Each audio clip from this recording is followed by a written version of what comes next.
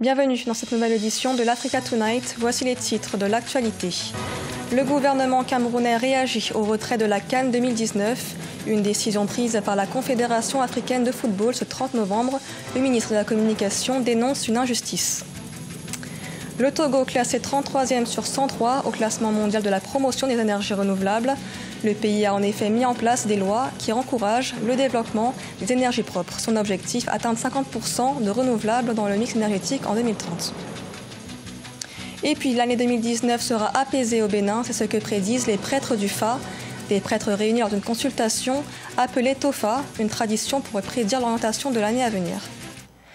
Une injustice, ce sont les mots du ministre camerounais de la Communication, Issa Chiroma Bakari, suite à la décision de la CAF de retirer l'organisation de la CAN 2019 au Cameroun. Pour autant, le ministre soutient que le pays poursuivra la construction des infrastructures prévues pour abriter la Coupe d'Afrique des Nations de football. Corinne Kamsefiem. Le Cameroun va poursuivre au même rythme la construction des infrastructures liées à la Coupe d'Afrique des Nations pour respecter les engagements pris par le chef de l'État, Paul Biya. Cet engagement a été réaffirmé par le ministre de la Communication, Issa Chiroma Bakari, qui réagissait ce 1er décembre au retrait de l'organisation de la Coupe d'Afrique des Nations 2019 décidée par la Confédération africaine de football. Le Cameroun n'a pas démérité. Il le prouvera à la face du monde en poursuivant avec la même détermination la construction de ces belles infrastructures qui appartiennent au peuple camerounais. Force est de constater que notre pays a fait l'objet dès le départ, dans le cadre de ce dossier, d'un traitement qui ne peut que susciter des interrogations. Après 4 missions d'inspection des chantiers devant abriter la compétition prévue en juin 2019, la Confédération africaine de football, réunie le 30 novembre en comité exécutif à Accra, au Ghana, a constaté un retard dans la réalisation des infrastructures selon le cahier des charges. En ce qui concerne la construction des stades, le Cameroun a effectivement considérablement avancé. Mais les principaux stades n'ont pas à ce jour été livrés et nous sommes à environ 6 mois de la compétition. Donc à ce niveau, il y a eu du retard, même si ce n'est pas un retard qui soit rédhibitoire. C'est la première CAN qui va être organisée à 24 clubs, ce qui demande un niveau d'infrastructure plus important que lorsqu'on organisait la CAN à 16 clubs. Donc autant d'éléments conjugués montrent très bien que les dirigeants de la CAF ne pouvaient pas faire de cadeau au Cameroun. Le ministre camerounais de la Communication dénonce une injustice et interpelle la Confédération africaine de football sur la nécessité de respecter l'éthique pour une meilleure valorisation du sport en Afrique. Le Cameroun s'apprêtait à organiser une deuxième fois la Coupe d'Afrique des Nations après l'édition de 1972. Lancement au Burkina Faso du concept Ouaga Meetup, un programme pour contribuer au développement des entreprises du pays.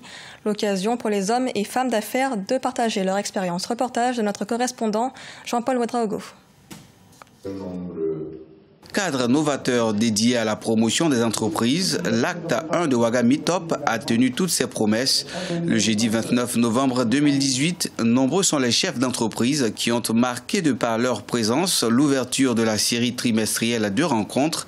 Basée sur le partage d'expériences, le concept, selon son promoteur, Cyprien Koboudé, est une porte ouverte au développement des entreprises du continent. L'aspect original de Ouaga Meetup, ce n'est pas des ateliers de formation classiques que nous connaissons. Ce n'est pas non plus des meet and greet où on invite des gens qui ont déjà réussi dans les affaires pour venir partager simplement leur expérience, mais plutôt de former et de formater les gens aux exigences du monde de l'entreprise d'aujourd'hui. Utilisation des avantages fiscaux pour réduire légalement les charges fiscales de l'entreprise. Tel a été le thème de ce premier rendez-vous de Ouaga Meetup. Et c'est Mahamadi Zango, juriste expert, fiscaliste et directeur général du cabinet CAFER International, qui a incarné le rôle du motivateur principal en donnant une communication sur le thème « Comment tirer les meilleurs bénéfices de la législation pour réduire les charges fiscales de l'entreprise ». Dans la mesure où on s'est lancé dans le chemin de créer une entreprise et faire du profit, les questions d'éthique, de moralité, ce sont des questions personnelles. La question que nous, on se pose en tant que spécialistes, est-ce qu'on est dans la légalité ou pas? Est-ce que l'acte peut être sanctionné ou pas? Comment se conformer au texte Je crois que c'est un préalable d'abord que le contribuable doit avoir où aller pour avoir la bonne information. Au Burkina, ici, nous avons, fort heureusement, depuis, je ne sais pas si c'est 2016 ou 2017, nous avons maintenant le Code général des impôts. Ça a été une longue bataille pour aboutir à ça. Conscient que la communication est un puissant levier pour booster les économies, Ouagamitop, compte tenu de la dynamique de l'économie dans la zone UEMOA, entend se perpétuer tous les 3 mois. Le rendez-vous de mars 2019 est également destiné aux acteurs de la chaîne de création de richesses, notamment les gouvernants, les financiers, les juristes d'affaires, les banquiers et tout porteur de projets. Le Togo, classé 33e sur 103 pays au monde en ce qui concerne la promotion des énergies renouvelables, une performance qui serait liée à l'adoption de lois qui encouragent le développement des énergies propres. Le pays ambitionne en effet d'atteindre 50% d'énergie renouvelable dans le mix énergétique en 2030, contre 15 actuellement. Aïssa Tobari. Évalué pour la première fois dans ce domaine, le Togo vient d'être classé 33e pays au monde pour son rôle dans la promotion des énergies renouvelables. Selon le cabinet d'études Bloomberg, cette performance serait due à l'adoption d'une nouvelle loi en faveur du développement des énergies renouvelables qui réduit les droits d'importation, les tarifs douaniers et encourage l'entrée des capitaux étrangers. Nous avons lancé l'étude sur la stratégie d'électrification avec moins de coûts en fait. La première qui existait, donc le raccordement au réseau, donc on l'a maintenu, mais nous avons identifié 2 autres solutions qui consistent à faire des mini-grids et la troisième solution à électrifier à partir des kits individuels. Dans le cadre de la mise en œuvre de sa stratégie nationale d'électrification, le gouvernement togolais a publié récemment une feuille de route pour atteindre un taux d'électrification de 50% en 2020 et de 100% en 2030 à partir d'une moyenne nationale de 37% en 2017. Nous n'avons pas électrifié tout le monde à partir du réseau, donc c'est à partir des énergies renouvelables, notamment les mini-grids et les kits individuels, parce que en grande partie aujourd'hui, nous alimentons la population, les industriels, à partir de l'énergie produite par des centrales thermiques. Nous sommes fixés comme objectif d'atteindre en 2030 avec le mix énergétique de 50%. En 10 ans, les réformes et les initiatives du gouvernement ont permis au pays d'atteindre un taux d'électrification de 40% contre 18% et de 2% à 8% en milieu rural. Une initiative qui va permettre de booster le secteur économique des zones bénéficiaires.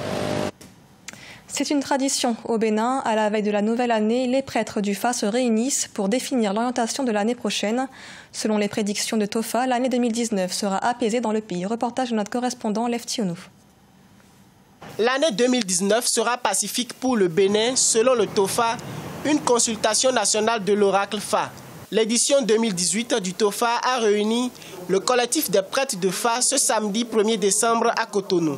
Placé sous le thème « Ensemble apportons notre pierre à la construction de notre nation, le Bénin », la consultation de l'oracle a révélé 3 signes qui permettent de prédire les événements à venir. Les différentes consultations du Fa augurent une bonne et paisible année. Le Fa dit de débarrasser le roi, donc le président de la République, des difficultés, des misères qu'il s'est créées lui-même. Donc pour qu'il puisse avoir la facilité, l'aisance de pouvoir mieux diriger le pays. Les signes du Tofa 2019 ont engendré diverses interprétations. Au plan économique, le Fa exhorte le peuple à prendre en considération l'activité maritime dans le cadre de la planification économique.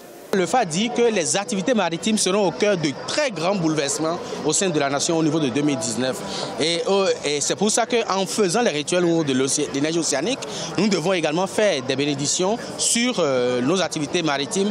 Au plan politique, le Fa recommande des actions de cohésion nationale. Des offrandes, des sacrifices expiatoires et propitiatoires se feront à 8 divinités au cours du mois de décembre 2018. Ce journal a été réalisé par l'ensemble de la rédaction. Merci de l'avoir suivi. L'actualité continue sur Africa 24.